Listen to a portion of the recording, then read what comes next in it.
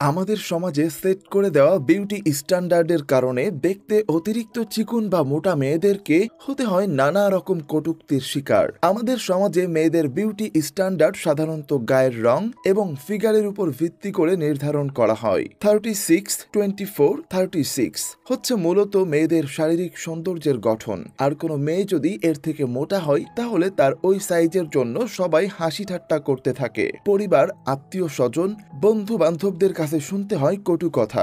শুধু তাই নয়, আমাদের সমাজে মেয়েদের শরীরের সাইজ সামান্য মোটা হওয়ার কারণে হয়তো সত্যিকারের ভালোবাসাগুলোও চাপা পড়ে যায় শারীরিক সৌন্দর্যের কাছে হার মেনে। ঠিক এমনই একটি মেয়ের গল্প আমরা দেখব 36, 24, 36 মুভিটিতে। সত্যি বলতে মুভিটার শেষটা আপনাকে একদম ইমোশনাল করে দেবে। তো চলুন আর কথা না বাড়িয়ে সরাসরি চলে যাই মূল গল্পে।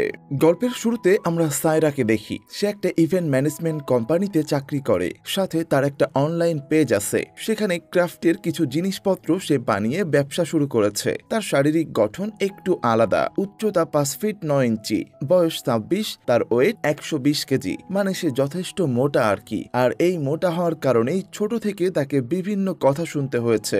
এই জন্য সে সবসময় নিজেকে সবার থেকে আলাদা করে রাখত। তবে মেধার কথা বলতে গেলে সায়রার কোনো তুলনায় হয় না। সে ইভেন্ট ম্যানেজমেন্টের কাজ খুব ভালোভাবেই করতে পারে। তার আরো একটা প্রতিভা ছিল, সে খুব ভালো ক্লায়েন্ট হ্যান্ডেল করতে পারে। তার একটা উদাহরণও আমরা প্রথমে দেখি, যে একটা বিয়ের ইভেন্টে কন্যার তার লেহেঙ্গা পছন্দ হয় না বলে সে বিয়ে করবে না। এই জন্য 2 ঘন্টা রুমের ভিতরে বসে কান্না করতে থাকে। কেউই তাকে রুম থেকে বের করতে পারছিল না। তখন সায়রা বুদ্ধি করে তাকে মেসেজ করে বলে যে ফটোগ্রাফার চলে যাচ্ছে। আর তখন সেই মেয়েটা বাইরে আসে। এতে সবাই সায়রার বেশ প্রশংসাও করে। তারপরে আমরা তাহসির আর নীরব নামের 2 জন বন্ধুকে দেখি। তারা ফুটবল খেলছিল। তাহসির তখন সায়রার যে একটা অনলাইন পেজ ছিল সেখানে মেসেজ করে আর তাকে বলে তার এক বান্ধবীকে সে প্রপোজ করবে। এজন্য সে একটা প্রপোজাল বক্স বানাতে চায়। এটা দিয়ে সে তার ফ্রেন্ডকে প্রপোজ করবে। আর সায়রা এই জিনিসগুলো খুব ভালোই বানাতে পারে। তাই তাহসির সায়রাকে ফোন করে সবকিছু বুঝিয়ে দেয়। অর্ডার করার 2 দিন পর তাহসির অর্ডারের আপডেট জানতে সায়রাকে বারবার ফোন করতে থাকে। সায়রা তখন একটা ইভেন্টের কাজে ফুল কিনতে বাজারে এসেছিল। তো তাহসির সায়রাকে বারবার ফোন করায় সায়রা তাকে একটু বকা দেয়। কিন্তু পরের দিন সকালে অবশ্য সায়রা তাহসিরের সাথে SMS করে সবকিছু ঠিক করে নেয়। তারপর থেকে প্রপোজাল বক্সের ভেতরের জিনিসপত্র কেনাকাটা নিয়ে প্রায় তাহসিরের সাথে সায়রার কথা হতে থাকে। এভাবেই তাদের মধ্যে একটা বন্ধুত্বপূর্ণ সম্পর্ক তৈরি হয়ে যায়। তারপরে সায়রার বক্স বানানো শেষ হয়ে যায়। কিন্তু সেই সময় তাহসির ঢাকার বাইরে থাকায় সে বক্সটা নিতে পারে না। এই জন্য তার বন্ধু নীরবের ঠিকানায় পাঠিয়ে দিতেরাও তাই করে। নীরবের ঠিকানায় বক্সটা পাঠিয়ে দেয়। তারপরে তাহসির ঢাকায় এসে বক্সটা রিসিভ করে তার সেই ফ্রেন্ডকে প্রপোজ করে। কিন্তু দুঃখের ব্যাপার হলো সে তাহসিরকে রিজেক্ট করে দেয়। তো স্বাভাবিকভাবেই তাহসির রিজেক্ট হয়ে একেবারেই ভেঙে পড়ে। সে দুঃখে কষ্টে দিন পার করতে থাকে। আর সেই প্রপোজাল বক্সটা সায়রার কাছে ব্যাক পাঠিয়ে দেয়। কিন্তু সায়রা বক্সটা রাখতে চাচ্ছিল না। তাহসির বলে সে যেহেতু বক্সটা খুব যত্ন করে বানিয়েছে আর বক্সটা দেওয়ার মতো তো এখন আর কোনো লোক নেই, তাই সায়রাকে রাখতে বলে। সায়রা রাখতে না চাইলেও তাহসিরের জোড়াজুড়িতে সে রেখে দেয়। তাহসির যেহেতু অনেক কষ্টের ভিতর ছিল তাই সায়রার তার জন্য একটু খারাপ লাগে। সে তাহসিরকে সান্ত্বনা দিত আর তাহসিরও সায়রার সাথে সবকিছু শেয়ার করে একটু শান্তি পেত। সায়রাও তাহসিরের টেক কেয়ার করতে শুরু করে আর এভাবেই তাদের সম্পর্ক আপনি থেকে তুমিতে চলে আসে। সায়রা অবশ্য চাচ্ছিল যে তাদের এই সম্পর্কটা বন্ধুত্বের ভেতরেই সীমাবদ্ধ রাখবে, কিন্তু তাহসির ধীরে ধীরে ডিসপারেট হয়ে পড়ে। তবে সোশ্যাল মিডিয়ার কোনো এক জায়গায় সায়রার নিজের ছবি ছিল না, এমনকি তার ফেসবুকে প্রোফাইলেও তার নিজের ছবি ছিল না। তাই নীরব বারবার তাহসিরকে বলতে থাকে যে এটা হয়তো কোনো ফেক আইডি, কারণ সায়রার কোনো ছবি বা ভিডিও তাহসির এখন পর্যন্ত দেখেনি। তাই তাহসির সায়রাকে বারবার দেখা করার জন্য বলতে থাকে, কিন্তু সায়রা দেখাও করতে চায় না, আবার ভিডিও কলেও কথা বলতো না। এভাবেই তাদের সম্পর্কের 3 মাস অতিবাহিত হয়ে যায়। বলতে গেলে তাহসির একেবারেই সায়রার প্রেমে হাবুডুবু খাচ্ছিল। এরই মধ্যে তাহসিরের জন্মদিন চলে আসে। সায়রার সাথে যেহেতু তার একটা সম্পর্ক হয়েছে তাই তাহসির চাচ্ছিল যে সে তার জন্মদিনটা সায়রার সাথে উপভোগ করতে। কিন্তু সায়রার মনে ভয় কাজ করছিল, হয়তো তাকে দেখার পরে তাহসিরের ভালো লাগবে না আর তার প্রতি কোনো ভালোবাসাও থাকবে না, কারণ ছোট থেকে মোটা বলে তাকে সবাই উপহাস করত। এই জন্যই সে চিন্তা করে যে কি করবে। এদিকে তাহসির তাহসিরও খুব করে রিকোয়েস্ট করতে থাকে, তাই সায়রা এক প্রকার বাধ্য হয়ে রাজি হয়ে যায়। কিন্তু যাওয়ার সময়ও সে খুবই নার্ভাস ছিল, যদি তাহসির তাকে দেখে চলে যায়। তাই যাওয়ার সময় সায়রার বান্ধবী তামান্না তাকে বোঝাতে থাকে, যেহেতু ছেলেটা ফোনে কথা বলতে বলতে সায়রার উপরে অনেক ডিপেন্ডেন্ট হয়ে পড়েছে, তাই চেহারা দেখে হয়তো তার মন পরিবর্তন হওয়ার কথা না। তারপরে অবশেষে সায়রার সাথে তাহসিরের দেখা হয়। সায়রা তাহসিরের জন্য নিজ হাতে বানানো একটা কেক আর কিছু গিফট নিয়ে যায়। তবে সায়রা যে ভয়টা পাচ্ছিল যে তাহসির তাকে রিজেক্ট করে দেবে, কিন্তু সেটা হয় না। তাহসির তার সাথে খুবই ভালো ব্যবহার করে। তাহসির সায়রাকে নিয়ে খুব সুন্দর করেই তার জন্মদিন সেলিব্রেট করে এবং তাকে নিয়ে অনেক ঘোরাঘুরি করে, এমনকি তাকে তার বাসার সামনে নামিয়ে দিয়ে যায়। সায়রা তাহসিরের এই ব্যবহারে খুবই খুশি ছিল, কারণ সে সবসময় নিজেকে সবার থেকে আড়াল করে রাখত। আজ তাহসিরের এই ব্যবহারে সে মুগ্ধ হয়ে যায়, কারণ তাহসির আজকে তাকে অনেক স্পেশাল ফিল করিয়েছিল। তো সারাদিন অনেক ঘোরাঘুরি করায় সায়রা রাতে অনেক টায়ার্ড হয়ে পড়ে, তাই সে তাড়াতাড়ি ঘুমিয়ে পড়ে। তবে ঘুমানোর আগে সে তাহসিরকে একবার ফোন দিয়েছিল, কিন্তু তাহসির কল রিসিভ করেনি। পরের দিন সকালে উঠে সায়রা দেখে তাহসির তাকে কোনো কলও দেয়নি এবং মেসেজও করেনি। সায়রা কল দিলে দেখে তাহসিরের ফোন বন্ধ, এমনকি ফেসবুক আইডিও ডিঅ্যাক্টিভেট করে দিয়েছে। সায়রা কিছুটা অবাক হয়ে যায়। সে অফিসে এসে তার বান্ধবীর ফোন থেকে তাহসিরকে ফোন করে দেখে যে ফোন বন্ধ। সায়রা ভাবে যে তাহসিরের হয়তো তাকে পছন্দ হয়নি, এজন্যই সে তার সাথে হয়তো আর কন্ট্যাক্ট রাখতে চায় না, তাই হয়তো সবকিছু ডিঅ্যাক্টিভেট করে রেখেছে। সায়রার তখন অনেক খারাপ লাগে। সে রাগে ক্ষোভে পুরো বাড়ি ভাঙচুর করতে থাকে আর খুবই আপসেট হয়ে পড়ে। তখন তার বান্ধবী তামান্না তাকে একটা বুদ্ধি দেয়। সায়রা তাহসিরের পার্সেলটা তার যে বন্ধু নীরবের ঠিকানায় পাঠিয়েছিল তার সাথে যোগাযোগ করতে বলে। সায়রা তখন নীরবকে ফোন করে তাহসিরের কথা জানতে চায়, কিন্তু নীরব তাকে যা বলে তা শুনে সায়রার পায়ের নিচের থেকে মাটি সরে যায়। নীরব বলে যে তাহসিরের নাকি ক্যান্সার হয়েছিল। যেদিন তারা দেখা করেছিল ওই দিন রাতেই নাকি তাহসির অনেক অসুস্থ হয়ে পড়েছিল। তারপর তার বাবা মা তার চিকিৎসার জন্য তাকে নিয়ে চেন্নাই চলে যায়। সায়রাও এই কথা শুনে অনেক ভেঙে পড়ে, কারণ তার বাবাও ক্যান্সারে আক্রান্ত হয়ে মারা যায়। আর এত বছর পরে একটা ছেলে তাকে এত স্পেশাল ফিল করালো, আর সেও আক্রান্ত হলো এই মরণ ব্যাধিতে। সায়রা নিজের কপালকেই অশুভ মনে করতে থাকে। সে ক্যান্সারের ট্রিটমেন্ট নিয়ে ইন্টারনেটে ঘাটাঘাটি করে আর খুবই আপসেটের মধ্য দিয়ে সে নিজের দিন পার করতে থাকে। এরই মধ্যে একদিন হঠাৎই নীরব তাকে ফোন করে আর বলে তাহসির আর জীবিত নেই, সে মারা গেছে। সায়রার তখন আর কিছুই বলার থাকে না, সে হতভম্ব হয়ে যায়। পরের দিন নীরব সায়রাকে নিয়ে যায় তাহসিরের কবরের কাছে। সায়রা আর কি করবে, সে তার ভাগ্যটাকে মেনে নেয়। তবে সায়রা কিন্তু এভাবে বসে থাকেনি। পরের 4 বছর সে তার মেধা আর প্রতিভাকে কাজে লাগিয়ে অক্লান্ত পরিশ্রম করে সে ওয়েডিং প্ল্যানারের অনেক বড় মালিক হয়ে যায়। তার ওয়েডিং প্ল্যানিং দিয়ে সে হয়ে যায় খুবই জনপ্রিয়, তাই সে অনেক বড় বড় ইভেন্টগুলো অ্যারেঞ্জ করত। তার একটা ক্লায়েন্ট ছিল রহমান সাহেব, যে খুবই ধনী একজন মানুষ। রহমান সাহেবের বড় মেয়ের বিয়ের ইভেন্টও সায়রা অ্যারেঞ্জ করেছিল, যেটা সে খুব ভালোভাবেই হ্যান্ডেল করতে পেরেছিল। তাই সে চায় তার ছোট মেয়ে প্রিয়ন্তীর বিয়েটাও সায়রা অ্যারেঞ্জ করুক। প্রিয়ন্তী হলো বড়লোক বাপের একমাত্র মেয়ে আর কি। সে পড়াশোনা করেছে অস্ট্রেলিয়া। সেখানে একটা ছেলের সাথে তার প্রেম হয়, তার সাথে বিয়ে হবে, আর তার বিয়ের আয়োজনটা হবে খুবই জাঁকজমকপূর্ণ। প্রিয়ন্তী তার বিয়ে নিয়ে খুবই এক্সাইটেড। তার অনেক প্ল্যান। বিয়েটা হবে একটা রিসোর্টে, সেখানে তার অনেক আত্মীয় স্বজন বন্ধু বান্ধবরা আসবে। তারা কয়েকদিন থাকবে এবং খুব মজা করে তার বিয়েটা হবে। তাই প্রিয়ন্তী তার সব প্ল্যান নিয়ে সায়রার সাথে আলোচনা করে। তবে প্রিয়ন্তীর যে 3 দিন শিডিউল দরকার, তার আগে সায়রা অন্য আরেকটা প্রোগ্রাম নিয়ে খুবই ব্যস্ত থাকবে। তাই এই বিয়ের সম্পূর্ণ প্ল্যানটা সে করে দিলেও এক্সিকিউট করার দায়িত্ব দেয় তার কলিগ পলাশকে। অর্থাৎ হলুদের দিন সায়রা এসে সেখানে জয়েন করবে বলে কথা দেয়। তো সায়রার করা প্ল্যান মোতাবেক প্রিয়ন্তীর সব বিয়ের আয়োজন করা হচ্ছিল। হলুদ, বিয়ে, রিসিপশন, পুরো প্রোগ্রামটা ছিল এই 3 দিনের। তাই প্ল্যান মোতাবেক সবাই সেই রিসোর্টে আসতে শুরু করে। হলুদের দিন সকালবেলা সায়রাও এসে সেখানে উপস্থিত হয়। সেখানে আমরা নাফিস নামের একজন তরুণ ফটোগ্রাফারকে দেখতে পাই, যার দায়িত্ব ছিল এই পুরো বিয়ের অনুষ্ঠানটা ক্যাপচার করা। সায়রা সেখানে ঢোকার সাথে সাথেই নাফিস সায়রার কিছু ছবি তুলে ফেলে। এখানে নাফিজের কথা শুনে আমরা বুঝতে পারি যে সে সায়রাকে বেশ পছন্দও করে। প্রিয়ন্তী ছিল খুবই এক্সাইটেড। তার কিছুক্ষণের মধ্যে সেখানে বরপক্ষ চলে আসে। সবাই খুব আনন্দের সাথে বরকে রিসিভ করে নেয়, কিন্তু সায়রা এখানে বরকে দেখে পুরো শকড হয়ে যায়।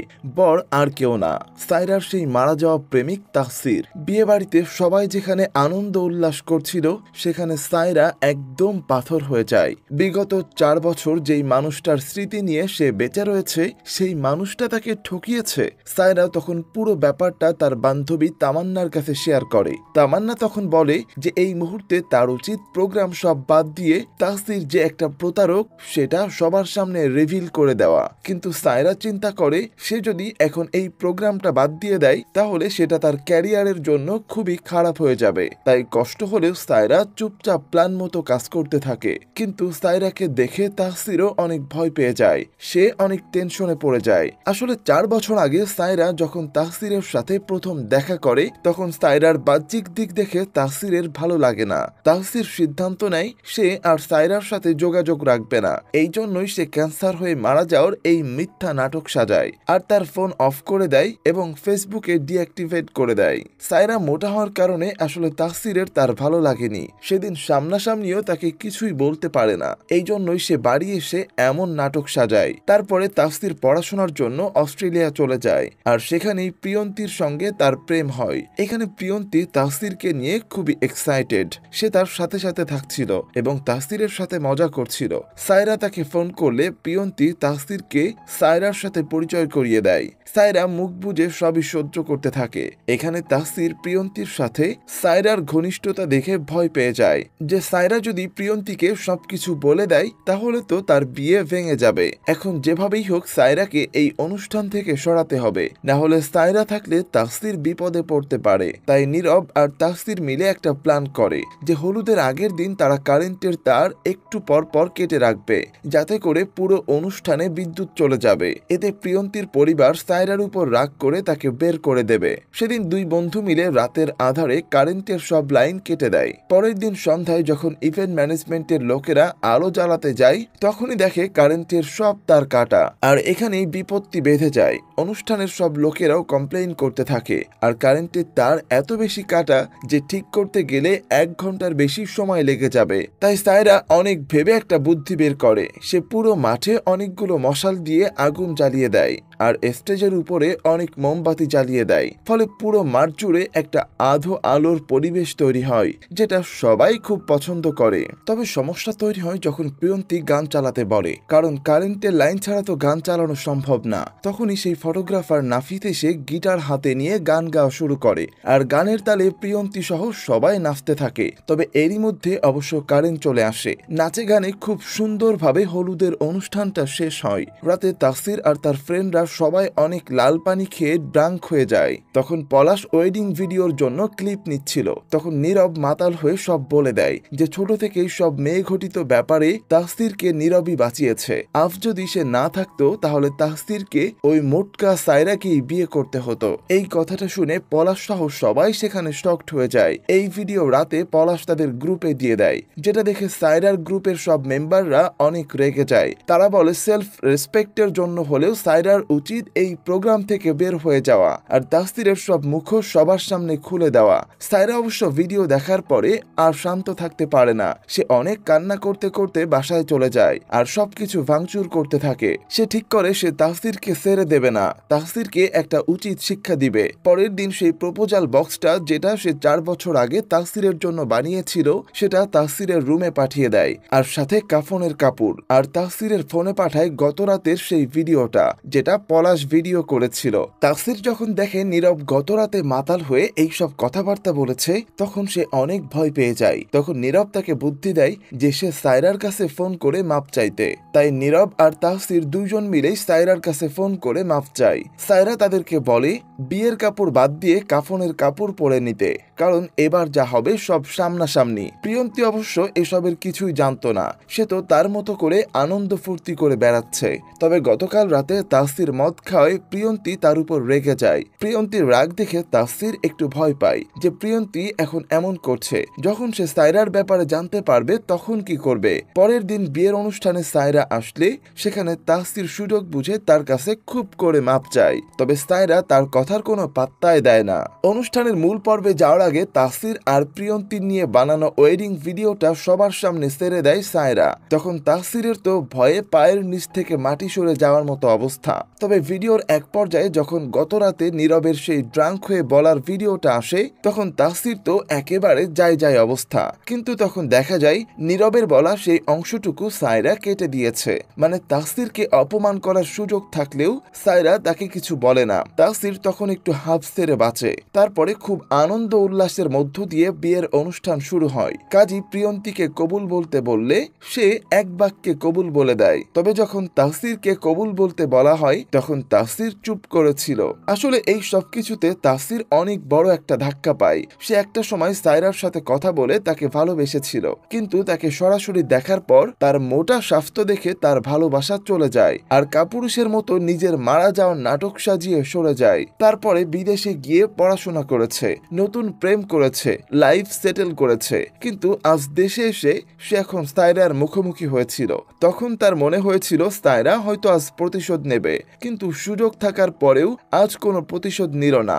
অথচ তাসসির এই সায়রার সঙ্গেই প্রতারণা করেছে। তাসসিরের ভেতরে এখন অনুতপ্ত বোধ কাজ করে। সে মনে করে যে প্রিয়ন্তীর সাথে তার বৈবাহিক সম্পর্কটা এমন মিথ্যা দিয়ে শুরু করাটা ঠিক হবে না। তাই সে সবার সামনে সবকিছু সত্যি বলে দেয়। তার মুখ থেকে এসব কিছু শুনে প্রিয়ন্তী খুব রেগে যায়। দুই পক্ষের লোকজনের মধ্যে অনেক গন্ডগোল মারামারি সৃষ্টি হয়। তখন তাসসিরের মা বলে যে তার ছেলে ভুল করেছে, কিন্তু সে তো অনেস্ট, সে সবকিছু বলে দিয়েছে। তাছাড়াও সায়রাও মাফ করে দিয়েছে। কিন্তু তারপরেও সায়রার মা এই বিয়েতে আর মত দিতে চায় না। প্রিয়ন্তী তখন বলতে থাকে যে সেদিন তাসসির সায়রার মোটা হওয়া দেখে পালিয়ে গিয়েছিল।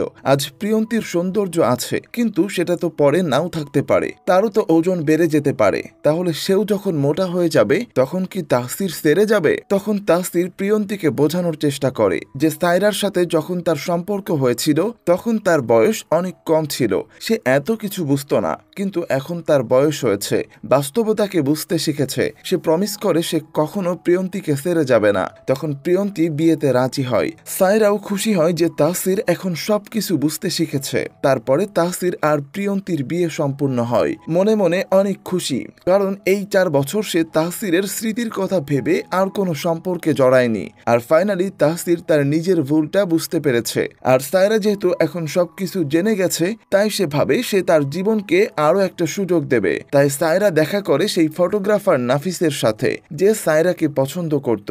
আর এখান থেকে শুরু হয় তাদের প্রেম কাহিনী। তো এই সুন্দর মুভিটা এখানে শেষ হয়ে যায়। সত্যি বলতে মুভিটা দুর্দান্ত ছিল।